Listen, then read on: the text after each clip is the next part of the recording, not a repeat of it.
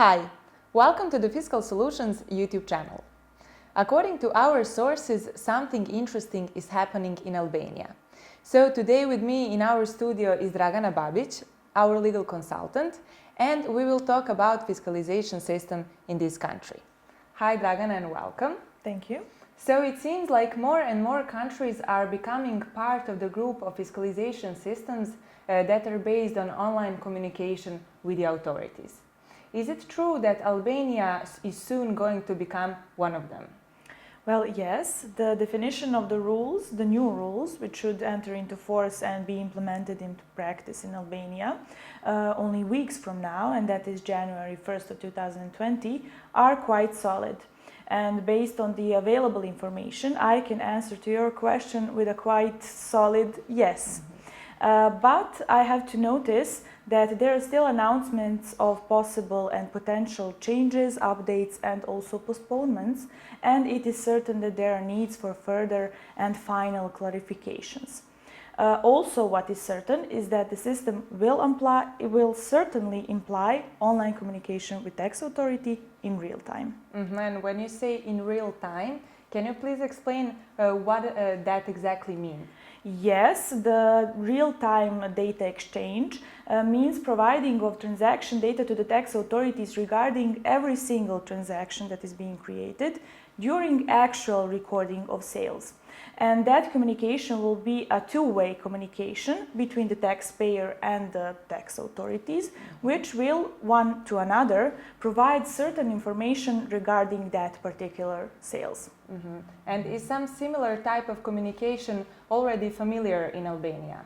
Well, yes and no. Yes, regarding the fact that a certain set of fiscal data, even nowadays, is being sent to the tax authorities, but that is the case in Albania nowadays only once a day after day closure, and that is done by the GPRS connection. The new setting will imply a much deeper insight of tax authorities in the recording of turnover of retailers. That means that for now, real-time communication has never been introduced in Albania, and that is why the second part of the answer is no. Thank you. And does the new system include some other novelties besides those you mentioned already? Yes, I think that the most important novelty for the taxpayers is the fact that the system will not be relying on a specific model of a point of sale. The basic requirement for cash registers is the possibility of accessing the internet, and that is not hardware nor software dependent. Also, there would be a possibility for customers to verify whether the receipt they have received has been properly reported to the tax authorities. A very unclear topic for now, unfortunately, is the topic of certification of the POS application.